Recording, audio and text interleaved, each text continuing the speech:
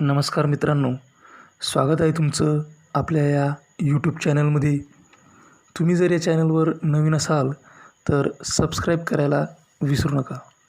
मित्रांनो, आज आपण बघणार आहोत वर्ग 12वा विषय इंग्रजी poem 2.4 have you earned your tomorrow या कवितेतील ब्रेनस्टॉर्मिंग ॲक्टिव्हिटीज A4 आणि A5 आपण या एका व्हिडिओमध्ये बघणार आहोत.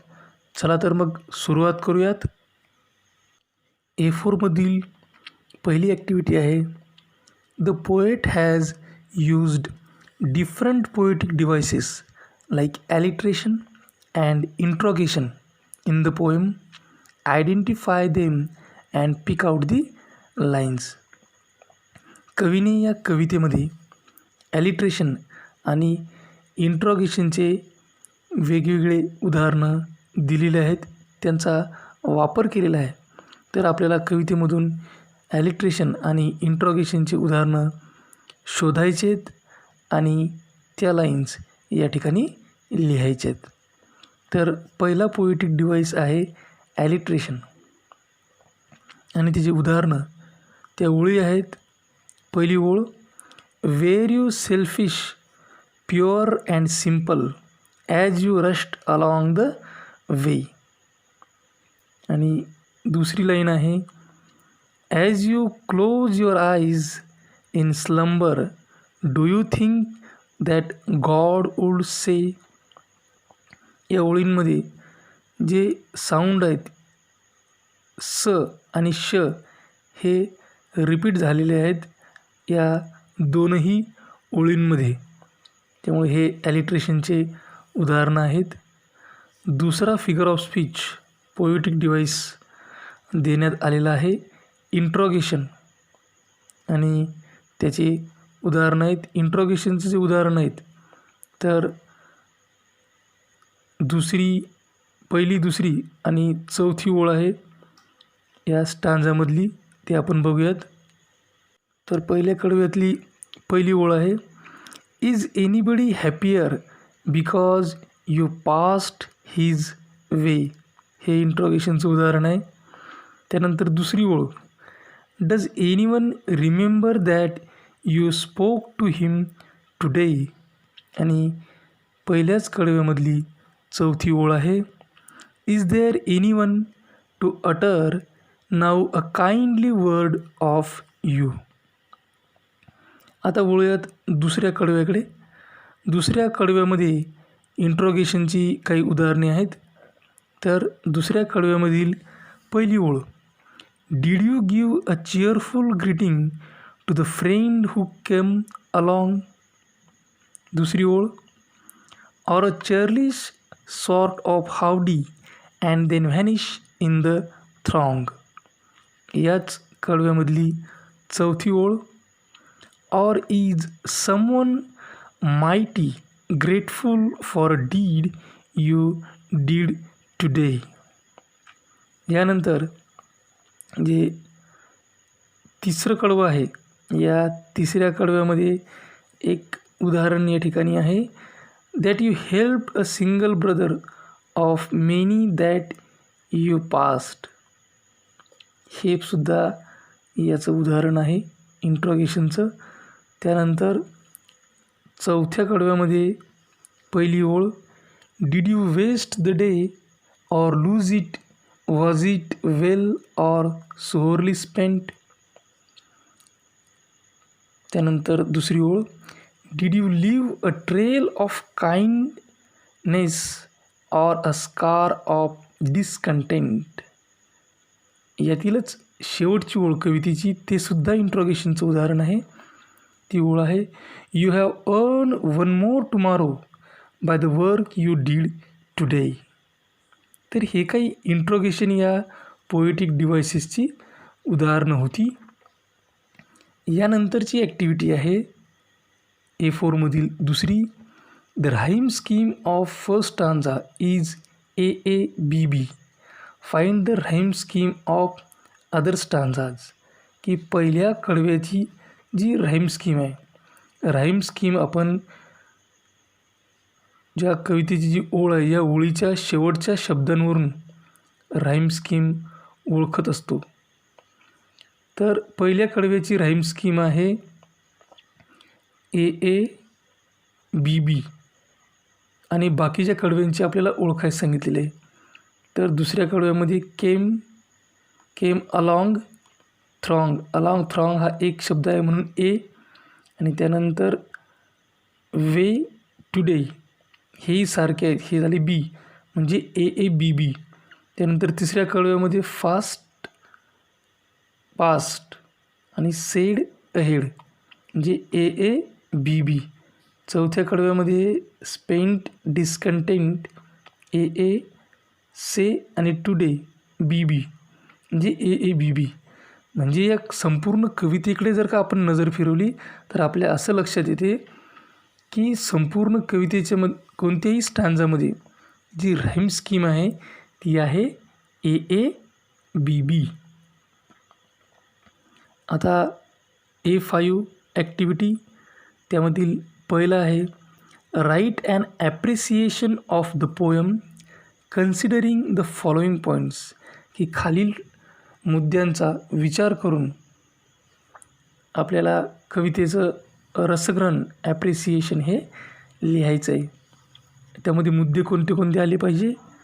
About the poem, poet, title, त्यानंतर theme, poetic devices, language, style, special features, tone and type, values, message and your opinion about the poem.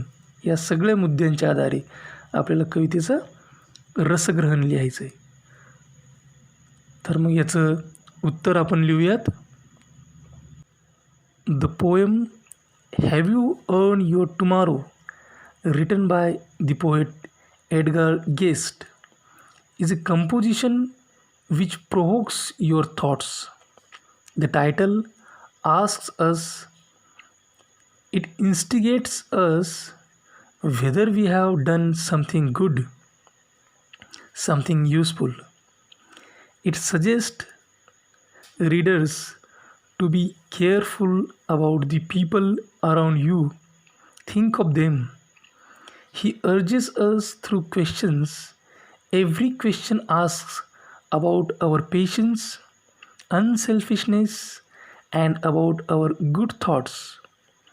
We usually think about ourselves only, not about the people around you who need your help mostly. This poem is enriched by the poetic devices like alliteration and interrogation. It focuses on emphasis on certain valuable things. The poem has 4 stanzas of 4 lines each. It has a rhyme scheme AABB in all the stanzas. He has given us a clear-cut message that your life is only meaningful if it benefits the underprivileged people, if it benefits the humanity. Think twice what you have done for the society. Ask your conscience if one is making his day by helping other. That seems to be a real day. Otherwise, you don't have the right to ask for one more day in your life. It is an uplifting poem. We are not reading a message, but we are implementing it in our life, not on occasional days, but every day, but today. यानंतरची activity आहे second activity prepare a mind map on how to plan a goal for tomorrow or my future goal. Take the help of points given in a writing skill section for preparing a mind map. आपल्याला या ठिकाणी mind map तयार करायचा आहे आणि त्यासाठी विषय देण्यात आलेले आहेत. How to plan a goal for tomorrow किंवा माय फ्युचर गोल. माझं भविष्यातील ध्येय किंवा उद्यासाठीचं ध्येय कशा पद्धतीनं प्लॅन केलं पाहिजे, असे ते विषय आहेत.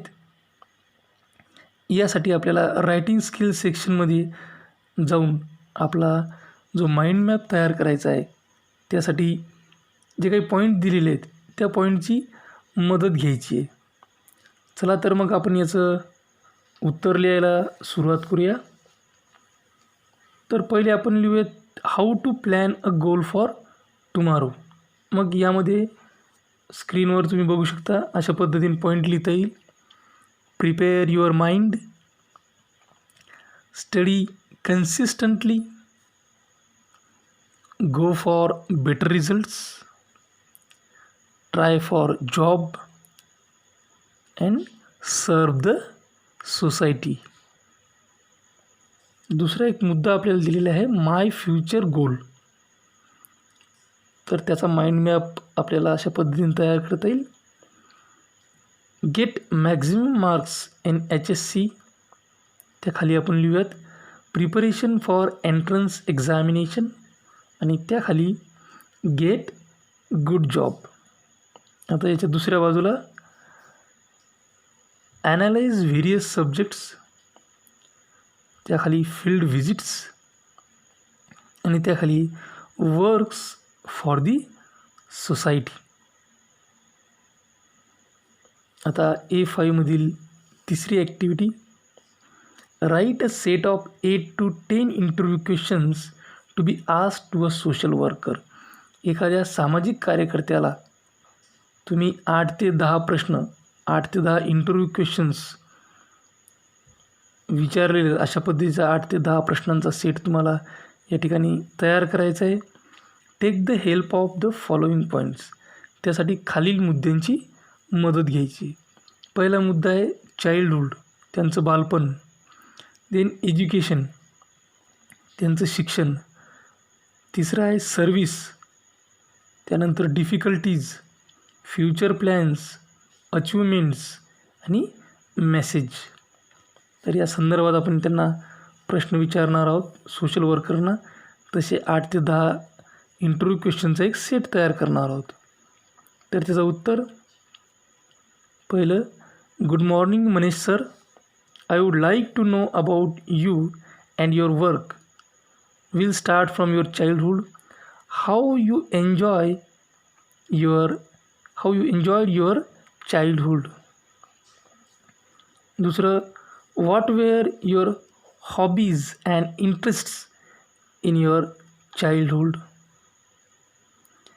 तिसरं, which memories of your childhood will you share with us. त्यानंतर आपण चौथं लिहूयात की where did you completed your degree of social work. What were the experiences from your college. त्यानंतर what do you want to say about social work. यालाच आपण असं म्हणू शकतो, काय लिहिलं आपण, what do you want to say about social work or what are the experiences in the social work. किंवा याला असंही म्हणता येईल, how will you define social work. असे बरेचसे प्रश्न त्याच्यावर तयार करता येतील. समोरचा प्रश्न आहे, what is your experience about field work. Sixth question, what difficulties did you face. त्यानंतर what are your achievements and prizes in this field. त्यानंतर what are your future plans or what do you want to do in future. Or किंवा आपणास म्हणजे what are your future activities, what will be your future activities. शेवटचा प्रश्न राहील, what message will you give to all of अस. असंच बरेचशा बाकीच्या याच्यांमध्ये लिहिताना what message will you give to all our viewers किंवा ऑल अवर ऑडियन्स असा सुद्धा आपण प्रश्न त्या ठिकाणी तयार करू शकतो. ज्यावेळेस समोर ऑडियन्स वगैरे असेल, व्ह्युअर्स असतील त्यावेळेस. आता यामधील ॲक्टिव्हिटी A5मधील शेवटची ॲक्टिव्हिटी, चौथीची ॲक्टिव्हिटी आहे, ती आपल्याला पूर्ण करायची आहे. Compose 4 to 6 lines on your on on good deeds.